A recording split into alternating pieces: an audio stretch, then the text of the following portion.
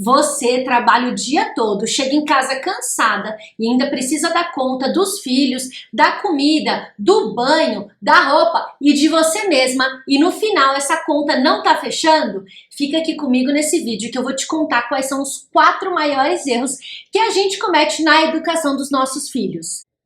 Eu sou Eline Coragem, sou mãe de 2, idealizadora do programa Mãe Vida Leve. E eu sei que educar não é fácil. No começo, quando a gente tá grávida, vai todo mês ali no obstetra e ele te ensina. O neném nasce, vai todo mês no pediatra e ele também acaba te ensinando ali como comer, como fazer as coisas. Mas depois que passa a fase das birras, que nem a escolinha não te ajuda mais, não te dá aquelas dicas incríveis, a gente não sabe mais o que fazer e se sente perdida. Então, quais são os 4 maiores erros que a gente comete na educação dos nossos filhos?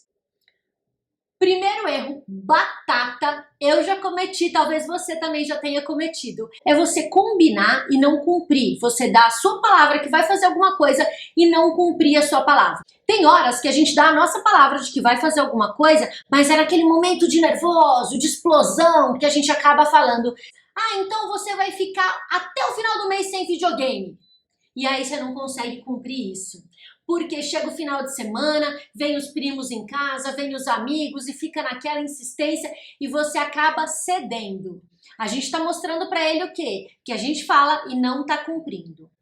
Você também pode dar para ele uma punição, um castigo, alguma coisa nesse sentido. Se você não for escovar o dente agora, eu vou aí desligar essa televisão. Só que nesse agora você tá ocupada, tá fazendo comida, sei lá, tá pendurando roupa no varal, tá fazendo alguma coisa que você não consegue parar naquele momento. E aí seu filho, sua filha vai vendo que o tempo tá passando, o programa de televisão tá ali rolando e tá tudo bem, ele não tá escovando o dente e nada acontece. Você tá mostrando pra ele o quê? Que o seu agora não é tão agora. Então o ponto é, pensa antes de você dar essa punição, pensa antes de você dar a sua palavra.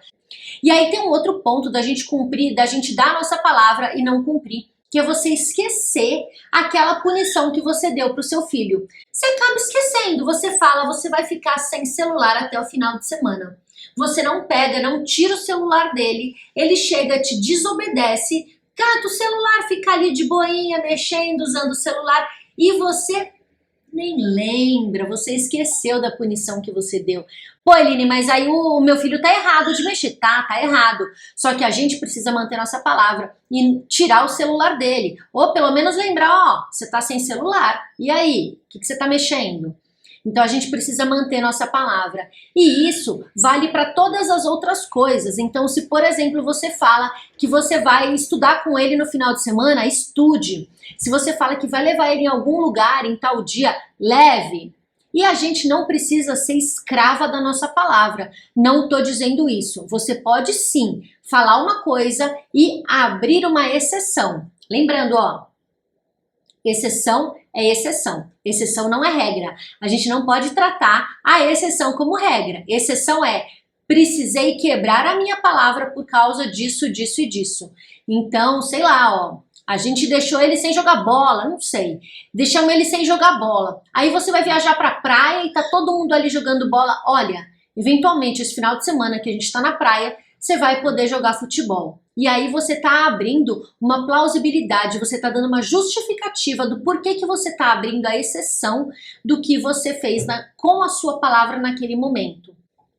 E qual que é o ponto principal disso tudo aí que a gente tá falando? Os filhos seguem a gente pelo exemplo, por aquilo que a gente faz, não só aquilo que a gente fala. E a hora que a gente combina alguma coisa para ele e esquece, descombina, eles entendem que tá tudo bem eles também fazerem isso.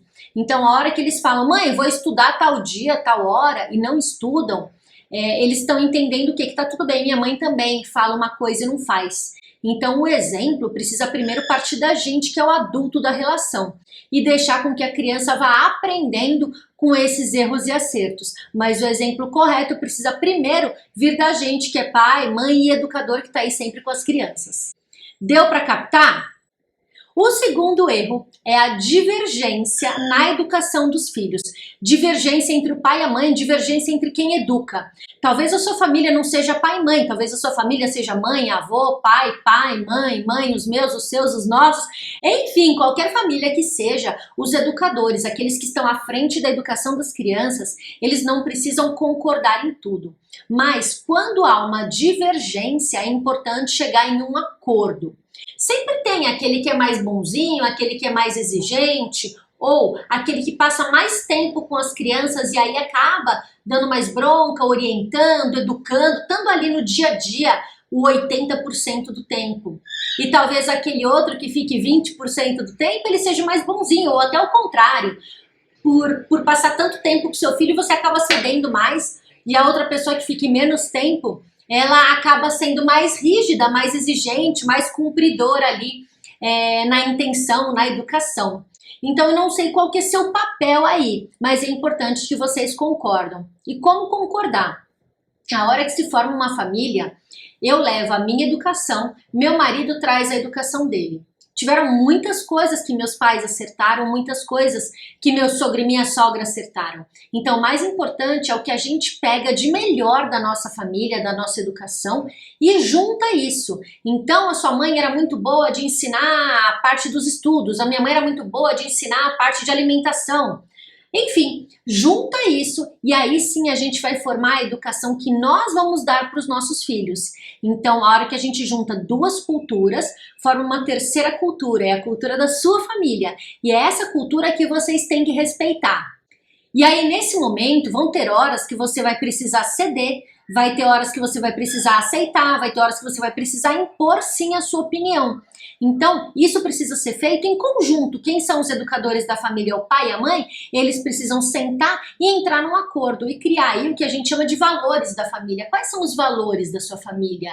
É ser responsáveis com aquilo que é seu, é manter a palavra, sempre falar a verdade. O que é de valores que vocês têm aí na família de vocês? Aí toda a educação vai ser permeada por esses valores, essas palavras que são tão importantes para orientar no caminho que a gente vai colocar as crianças.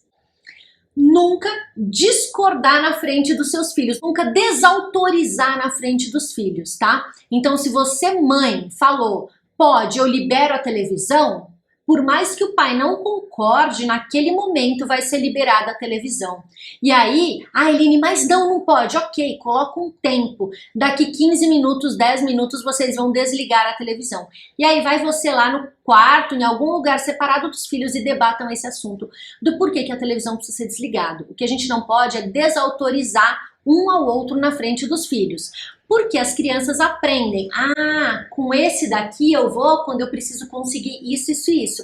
E com aquele ali eu vou quando eu preciso conseguir isso, isso e isso. As crianças são muito observadoras. E claro, elas vão querer aquilo que é mais legal para elas. Então, isso não é nem se aproveitar. Isso é saber usar do pai quando eu quero pai, da mãe quando eu quero a mãe, né? Então é por esse lado que as crianças vão. E para mim, talvez seja o ponto mais importante que eu vejo muitas mães cometerem esse erro. Não tire a sua autoridade. Como assim não tire a sua autoridade? Não tire a sua autoridade. A hora que a gente fala para as crianças, você vai ver a hora que seu pai chegar. Eles falam o quê? Bom, então enquanto meu pai não chega, tô de boa, nada acontece. A hora que meu pai chegar, aí eu tenho que me comportar, eu tenho que arrumar, eu tenho que tomar banho, eu tenho que fazer aquilo que minha mãe tá mandando. Então você está ensinando pro seu filho que as coisas só funcionam quando o seu pai chegar. E é isso que você quer? Você quer que o pai chegue e ele faça as coisas? Ou você quer que seus filhos façam a hora que você pedir? Ou a hora que tem que ser feita, que é melhor ainda, que você não precisa nem pedir, eles já sabem aquilo que precisa ser feito. Que horas você quer que isso seja feito? Se você fala que é só quando o pai chegar, esquece, é só quando o pai chegar. E aí quando o pai chega, é aquele furdunço em casa, um corre para tomar banho, para fazer isso, para fazer aquilo. Nossa, que casa arrumada. E a impressão que você dá pro seu marido, pro pai dos seus filhos, é que tudo funciona facilmente. Só a hora que ele chega, um toque de mágica, tudo funciona. É isso que você realmente quer? O terceiro erro na educação dos filhos é você ter dó, você ter pena de frustrar os seus filhos. Você não querer que ele viva uma frustração. Qual tipo de frustração? todas as frustrações. Frustração amorosa, frustração na escola, frustração porque perdeu o jogo, frustração porque quebrou um brinquedo, frustração porque você não pode dar alguma coisa que ele está querendo ganhar, frustração porque ele não foi convidado para a festa do amigo. São várias e várias, inúmeras as frustrações que eu e que você, que a gente passou no decorrer da nossa jornada até chegar ao dia de hoje. Eu tenho certeza disso. Então, a hora que a gente veta, que a gente não deixa com que os nossos filhos se frustrem, eu tenho certeza que você não vai conseguir fazer isso até o resto da vida dele. Eu tenho certeza que em algum momento da vida do seu filho, da sua filha, você vai precisar deixar com que eles caminhem sozinhos. O que a gente não pode é impedir que eles vivam uma frustração. Em algum momento da vida, seja na adolescência, na juventude, na fase adulta, eles vão viver alguma frustração. Pode ser até no trabalho, e você não vai estar dentro do trabalho dele para ajudar ele nessa hora. Então é muito importante que agora, enquanto eles são crianças, que eles vivam, que eles passem por essas frustrações. São frustrações mais simples de se resolver, né? Às vezes é um trabalho que esqueceu de levar na escola, que não entregou e acabou perdendo um pontinho da nota. Isso é uma coisa pequena, perto, lá na frente, de talvez ele ser demitido de um trabalho, talvez a esposa separar dele, o marido separar da mulher. São frustrações muito maiores que a gente passa na vida adulta. Então é importante a gente já construir essa resiliência, esse poder de cair e levantar desde criança, porque nossas quedas enquanto crianças são menores. Eu atendo muito pai, muita mãe, pais eu digo, eu atendo muitos responsáveis, mães principalmente, que não querem que os filhos se machuquem psicologicamente, se é que eu posso dizer isso, né?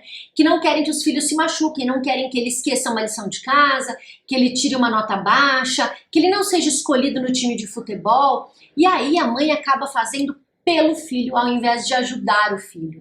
E quando a gente deixa que o filho se frustre na infância, ele está aprendendo a criar essa resiliência. Ele está aprendendo que sim, ele pode ficar triste, ele pode ter uma nota baixa, mas sempre vai ter o dia de amanhã para a gente poder corrigir essa nota baixa, para a gente poder jogar melhor e ser escolhido pelo time, para a gente poder fazer amizade novamente com o amiguinho que a gente brigou. Então sempre tem o dia de amanhã para a gente consertar aquilo que a gente fez hoje. Então, a hora que a gente impede, a gente está impedindo esse crescimento dos filhos. E eu entendo que você faz isso no coração, eu entendo que você faz isso de coração, porque você não quer que seu filho e que sua filha sofra. A gente quer que a vida dele seja magnífica, cheia de felicidade, alegria. Mas, gente, não existe uma vida só com alegrias. Eu, pelo menos, desconheço. Eu acho que até, sei lá, as gêmeas da Ivete Sangalo devem ter algum dia, algum momento que estavam aprendendo a andar e caíram, e paciência, levantaram e continuaram a andar. Então, na vida a gente vai ter frustração e é importante que a gente deixe que eles passem por isso. Então, o nosso papel nessa questão de frustração é sim alertar, é sim ajudar, é sim orientar, mas a gente não pode fazer por eles. Então, você falou assim, filho, coloque a roupa do judô na mochila. Ele não colocou. Ele sabe onde está a roupa, ele sabe onde está a mochila, ele sabe colocar a roupa do judô na mochila e não colocou. Ele chegou na escola e não pôde fazer aula de judô porque estava sem o kimono. Isso você pode aí colocar de exemplo para diversas outras coisas. Aí ele chega em casa bravo. Poxa, porque eu não fiz aula de judô e tal?